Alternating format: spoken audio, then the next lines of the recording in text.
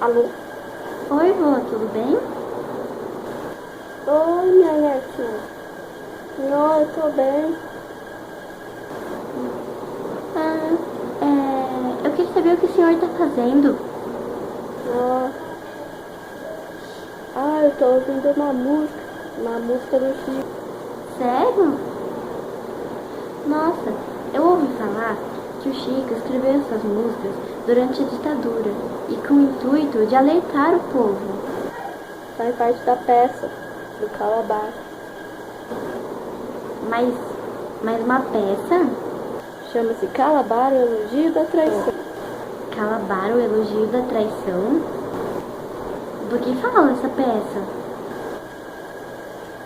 Minha netinha. Para isso, eu vou precisar explicar o contexto histórico. Mas temos que tomar cuidado, porque temos muitas fontes e nem todas elas são confiáveis. Vamos lá, minha netinha.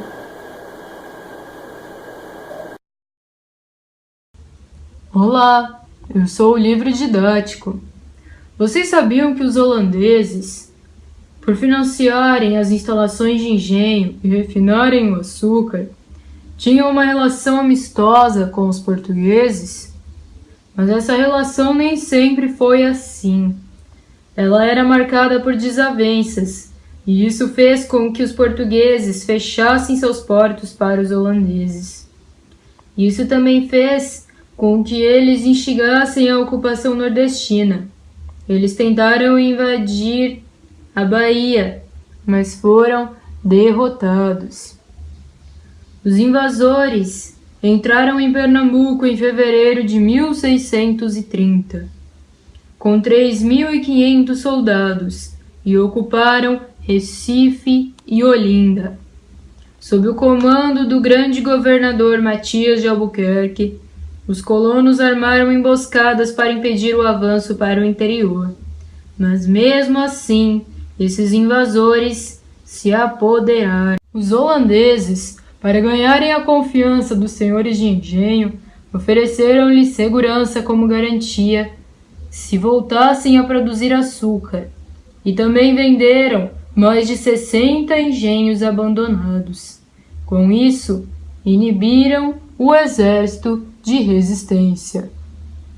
Em 1648 e 1649, os holandeses foram derrotados 2 vezes nos Montes Guararapes, e isso fez com que eles fossem retirados de Olinda e fossem para Maurícia. Por fim, reconhecendo a superioridade do inimigo, os holandeses se renderam e Pernambuco voltou então ao domínio de Portugal. Essa é a história, resumida em 2 páginas. A WC é uma empresa que surgiu da venda de ações na primeira bolsa de valores do mundo em Amsterdã. Em 1624, ela organizou uma ocupação na Bahia, que chegou a ser iniciada. No entanto, a empresa foi derrotada e expulsa da região.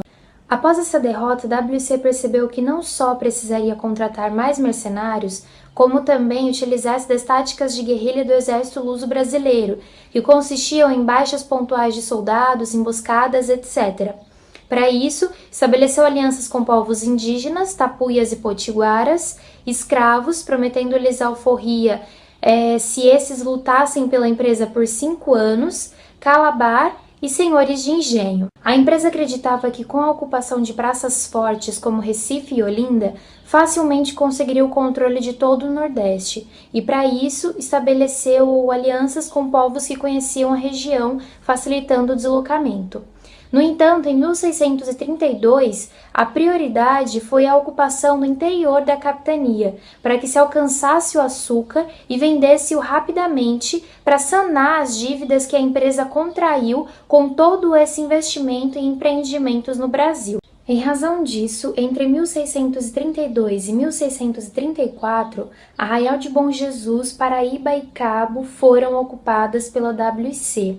Eles bloquearam rios do interior para que senhores de engenho de outras regiões que ainda não haviam sido ocupadas não conseguissem escoar sua produção.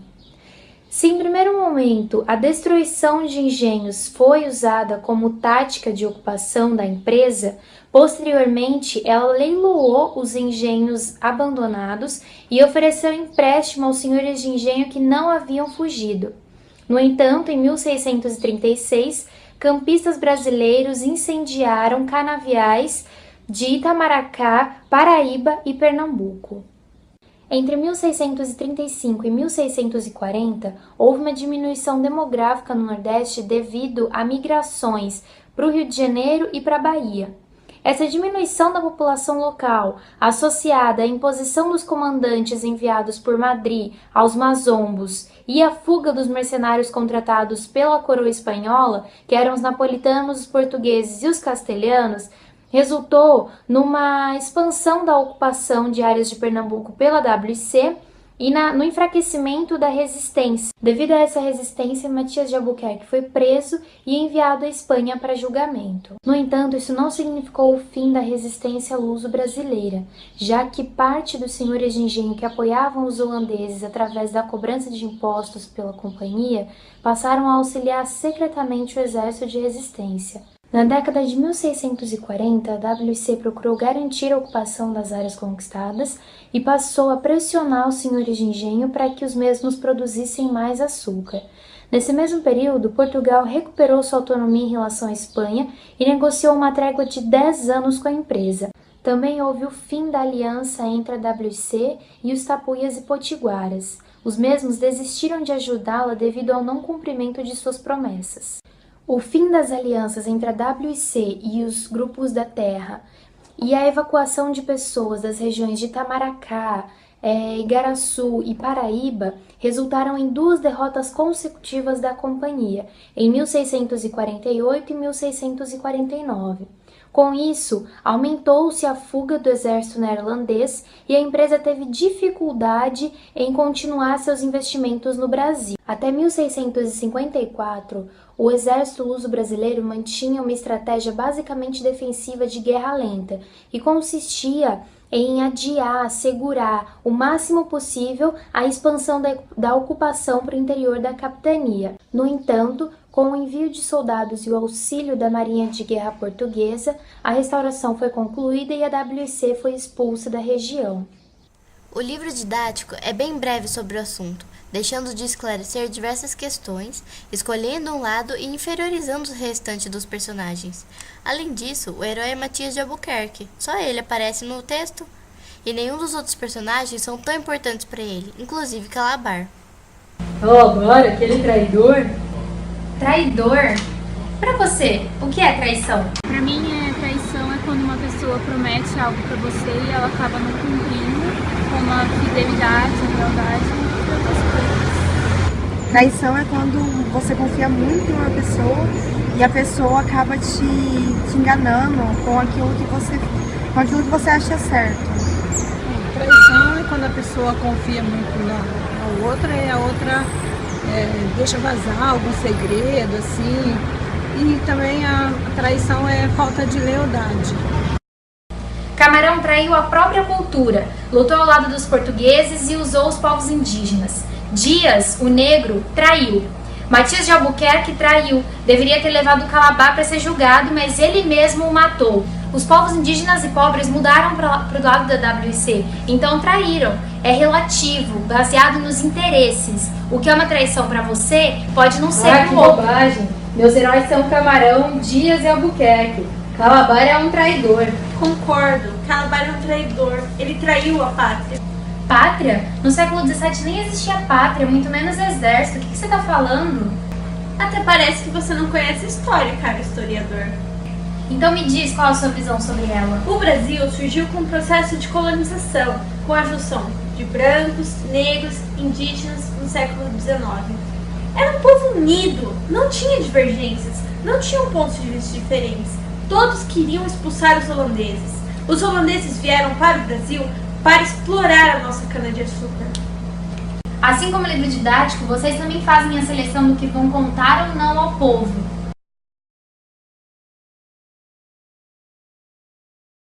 Olá, Olá, meu nome é Bárbara e eu faço parte da peça do Chico Buarque de Holanda, chamada Calabar, o Elogio da Traição. Venham comigo que eu vou explicar mais para vocês sobre a peça.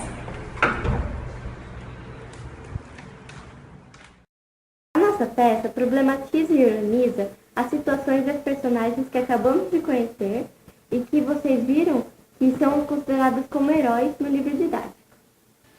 A peça apresenta também diversas críticas indiretas à ditadura, desde a relação com os personagens da peça com os da ditadura, até os problemas que são considerados problemas pelos militares, tais como a união de casais do mesmo sexo, luta contra o racismo e os problemas doenças trazidas para o Brasil.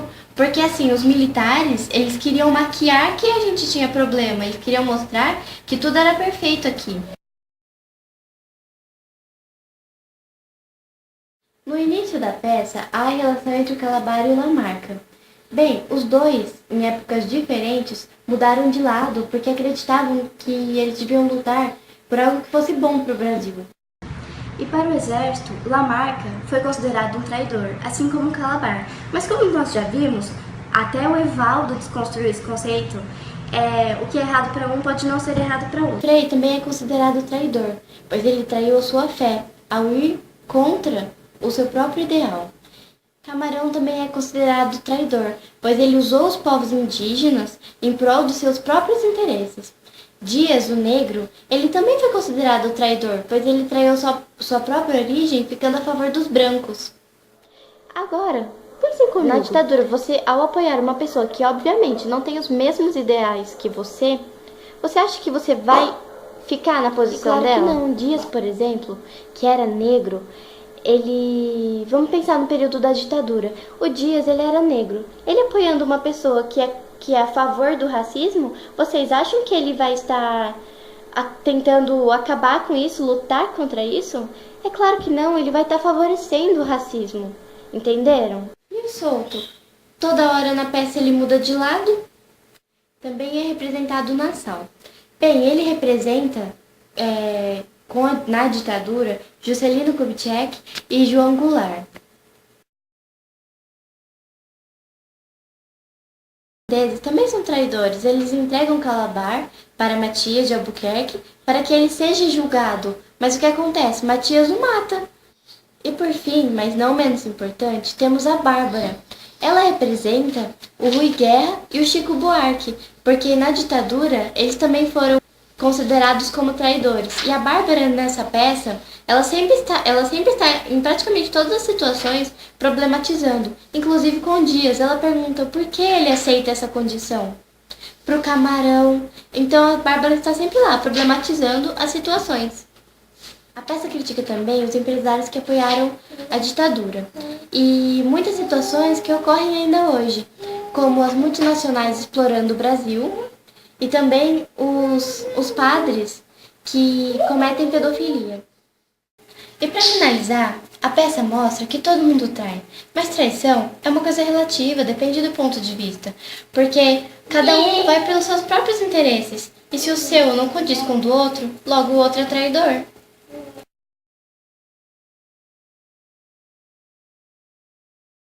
E assim como nós e esses personagens, tivemos grandes lutas neste período da ditadura, os movimentos estudantis.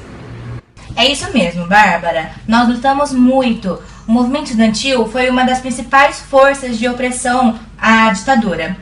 E é porque nós não seguíamos as regras impostas pela ditadura e mostraram uma grande mobilização social. E por isso nós somos reprimidos e alguns grupos passaram a agir clandestinamente. E houve participação popular contribuindo com o movimento?